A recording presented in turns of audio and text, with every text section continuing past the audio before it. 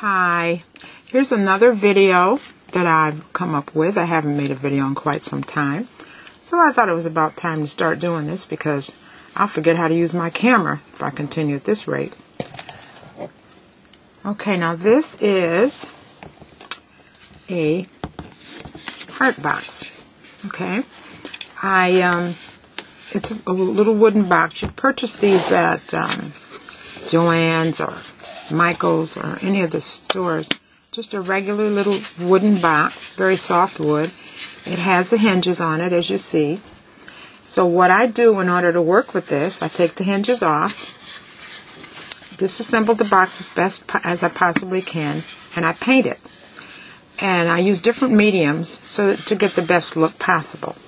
Now this one is, of course, it hasn't been finished.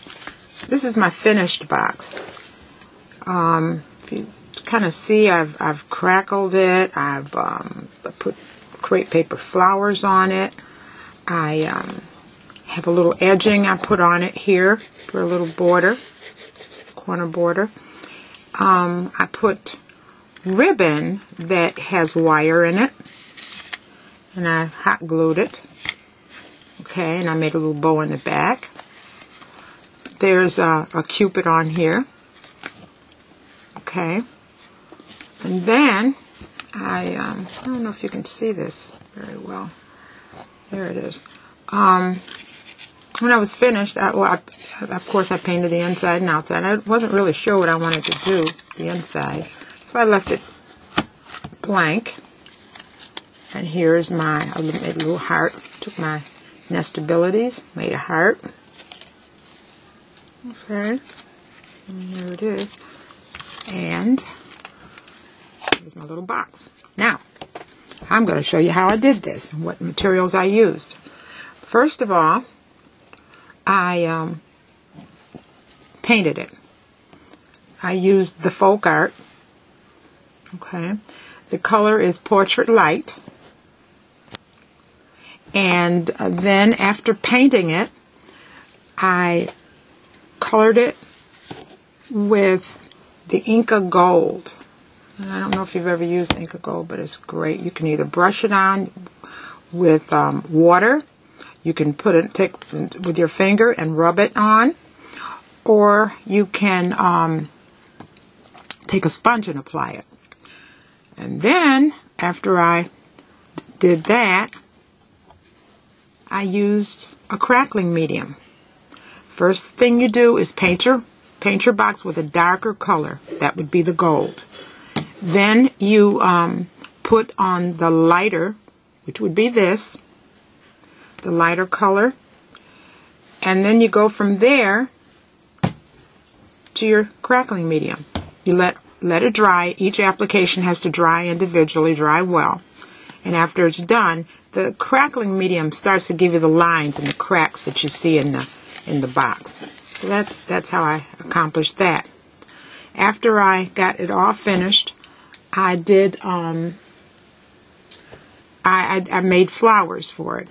Now I bought this die just a few days ago, and it's crazy. I bought it, and now I don't even know where I bought it. I mean, I don't know what the name of it, because I took the packaging loose and didn't do it properly. Okay, so I didn't keep the name of it, in other words. So I did that. I took this. I used the Sizzix and cut it out using this paper. I don't know, when I get paper that is from gift wrapping and it's very pretty and stuff like that, I save it. And this is what this is. So I used the gold this time to go coordinate with all the other stuff I was using. So I put this in my Sizzix, and this is how I got that. I took the, after it was dry, I took some Inca Gold, like so, and I went around the edges. Just gently went around the edge of the box, all the way around, all over, to get that gold effect on it. I also did it on the lid of the box. Just take your finger and go around gently, and you get that dark edge on it, where it's trimmed in gold. After doing that, it doesn't really take time to dry. This really, after the medium goes on, it's almost dry immediately. I made flowers for my box.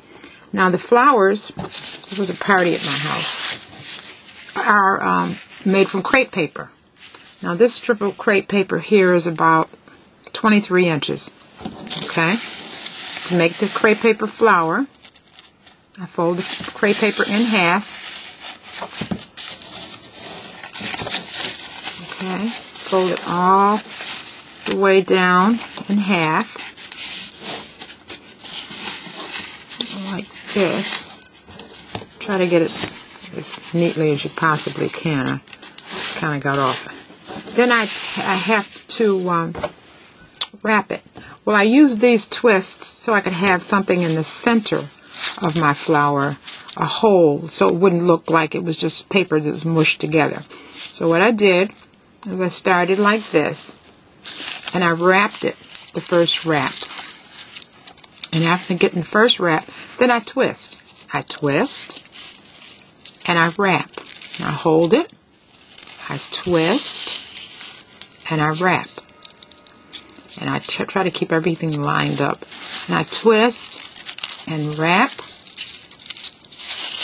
And continue to do that until you get the flower the size that you want it to be. So I kind of have to manipulate the paper so everything looks like a flower, like a rose.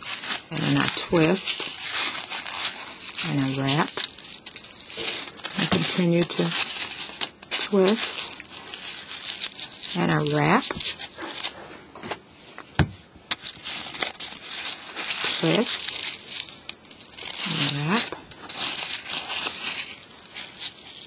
Continue to do this all the way around until your paper is all used up. You don't want to do it too tight when you don't want it too loose. You have to get a feel for what your flower is going to look like. Here you go. Just keep going. I'm not doing a very good job of this, I must say.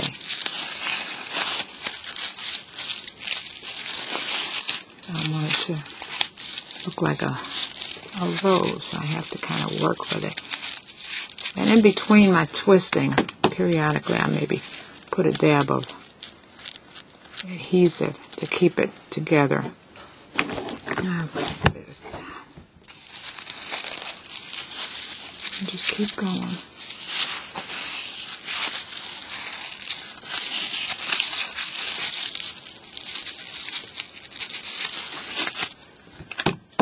Now just add a little glue so it'll stay on there. Sorry if I'm off camera, but I'm trying to get this glue on here. And just continue to do that till you get to the end. Now this was used at 23 inches.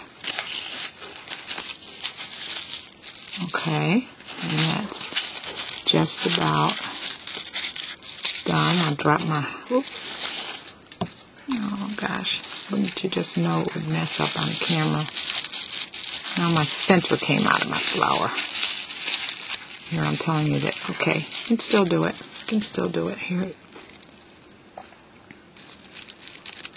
And you can put a lot of glue on. It doesn't really matter because it's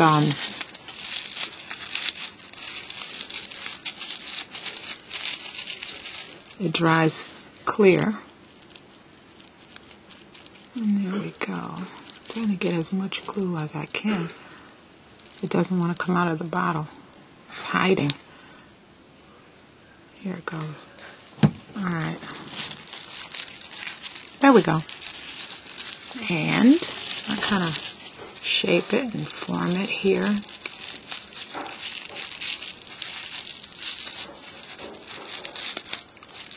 It looks sort of like a flower to me. Does it to you? And I keep my center so we have you know how a rose kind of gets tight in the center? Oh, come on, Rose, do